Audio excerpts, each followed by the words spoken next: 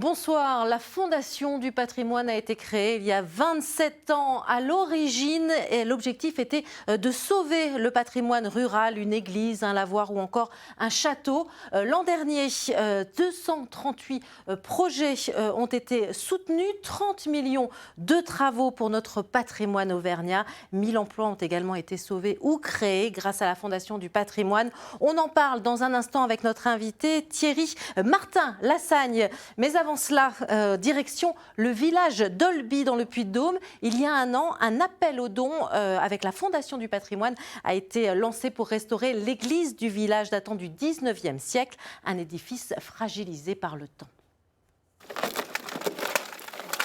De jour en jour, la charpente se dégrade, usée par le temps, les insectes, mais pas seulement.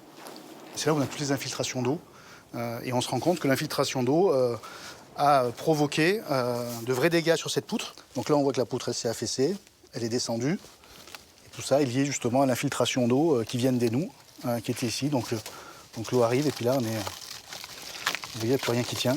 L'église Saint-Pierre d'Olby n'est pas encore en péril, mais sans une restauration rapide, une partie de la charpente et de la toiture pourrait s'effondrer. Pour la mairie, il est donc indispensable d'engager des travaux sur la durée et forcément coûteux. Le moindre mètre carré aujourd'hui pour refaire de la toiture, notamment en ardoise, puisque c'était fait aussi à l'ancienne, nécessite des coûts importants. Et compte tenu des surfaces, des superficies, et bien, obligatoirement, on a des coûts très importants que la commune ne peut pas supporter elle seule. 235 000 € sont nécessaires. Les collectivités départementales et régionales sont sollicitées. Un appel aux dons via la Fondation du patrimoine a été lancé et déjà plus de 53 000 € ont été récoltés. Voilà comment sauver notre patrimoine. On en parle avec notre invité Thierry Martin-Lassagne. Bonsoir. Bonsoir. Alors vous êtes délégué régional Auvergne pour la Fondation du patrimoine. L'église d'Olby est un exemple parmi tant d'autres. On va en parler dans cette interview. Le patrimoine religieux de nos villages qui fait d'ailleurs l'objet d'une collecte nationale depuis septembre. Absolument, qui vient d'être lancée sur impulsion du président de la République et qui concerne en fait 50 000 communes en France. Il s'agit de tout lieu de culte, pas seulement des églises catholiques. 80% de ces églises appartiennent à des communes qui n'ont pas forcément les moyens de les entretenir, d'autant que 10 000 d'entre elles environ sont déjà en état de péril. Alors, la Fondation du patrimoine a un rôle essentiel dans la sauvegarde de notre patrimoine. Alors, tout le monde connaît son nom, mais quelles sont les missions exactement de cette fondation? Alors, au-delà de la sauvegarde du patrimoine, c'est de la création d'emplois et de l'activité économique dont on parle. C'est également la transmission des savoirs, des connaissances des métiers d'art d'aujourd'hui et d'hier, pour qu'ils soient encore là demain, mais également l'accès à la culture pour tous, au travers des exemples que représente ce patrimoine. Alors, on va voir à travers des exemples concrets. L'appel aux dons est un premier levier. On va voir l'église Saint-Pierre de Bredon dans le Cantal en est un exemple. La voilà. Oui, très belle église. Et sur la photo, on voit tout de suite ce qui cloche, j'ai envie de dire. C'est un toit en tôle, oui, très laid, mais qui a été nécessaire au début du XXe siècle pour réparer les dommages du temps. Et aujourd'hui, il s'agit de le remplacer par des lauses, suivant le reste du toit, et suivant les méthodes également ancestrales, et la reprise de charpente, bien évidemment. Ce qui veut dire qu'à chaque fois, c'est des coûts assez importants. Et c'est vrai que c'est très lourd pour les communes. C'est lourd pour les communes et forcément une collecte qui, en général, est toujours couronnée de succès lorsqu'il s'agit d'une petite commune. C'est une règle générale, toujours une belle surprise, mais ce qui montre l'attachement des populations. On est attaché effectivement à son patrimoine. L'oratoire de Carlat dans le Cantal, donc là on est sur un édifice du XVIe siècle. On est sur un édifice du XVIe siècle qui appartient, donc qui fait partie du rocher de Carlat, qui est ensuite devenu la propriété d'un autre rocher, Grimaldi. La famille de Monaco en est aujourd'hui propriétaire et qui continue à accompagner. Et pour la petite histoire, Carlat est également jumelé aujourd'hui avec le hameau de Bruni en Italie. Ça ne s'invente pas. Alors le patrimoine n'est pas seulement un bâtiment en pierre. On va voir l'exemple avec une grue ferroviaire à Montluçon. Voilà. Donc là aussi, il faut la restaurer, c'est ça? On a besoin de dons. Oui, absolument. Logiquement, les amateurs de trains électriques l'ont reconnu parce que Jouef l'a la populariser. Elle était très représentée, très fréquente. Et aujourd'hui, cette grue de 85 tonnes a eu besoin d'être mise en état pour justement témoigner de ce passé glorieux. Et elle est à Montluçon. Alors la Fondation du patrimoine accompagne aussi des propriétaires privés. Il y a des moyens d'action, de défiscalisation notamment. Et on va voir notamment avec l'exemple par exemple d'une maison dans l'Allier avant, après. Donc ça justement, vous allez l'aider.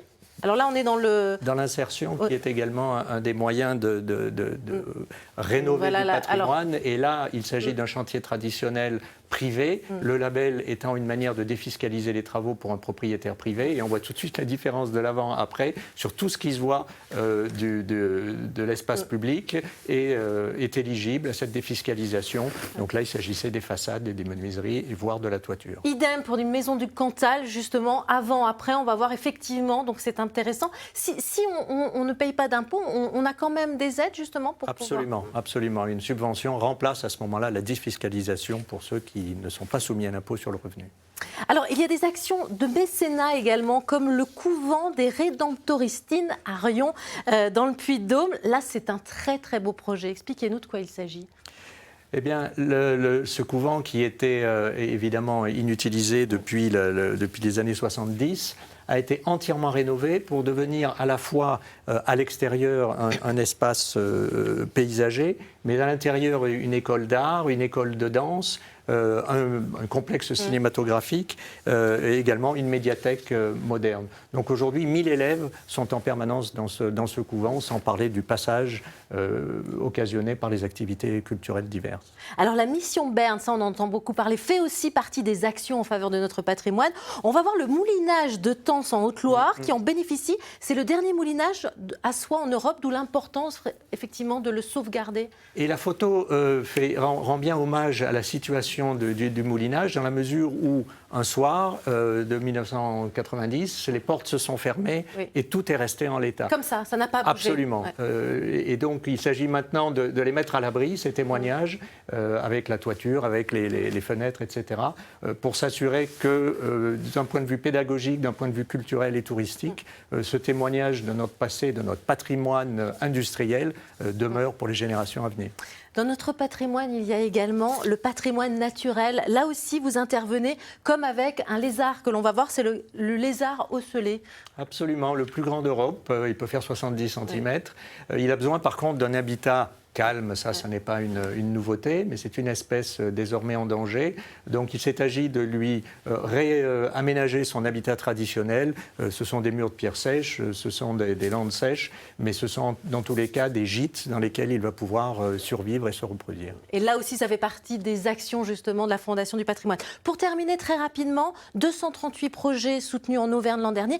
Quel est l'impact sur notre territoire ? Vous l'avez dit, l'impact économique, mais impact sur l'environnement, dans la mesure où l'on refait une vieille maison, un vieux bâtiment, un château, que sais-je, dans les règles de l'art. Comme par hasard, l'isolation s'en trouve en général bien meilleure que celle dans un pavillon moderne.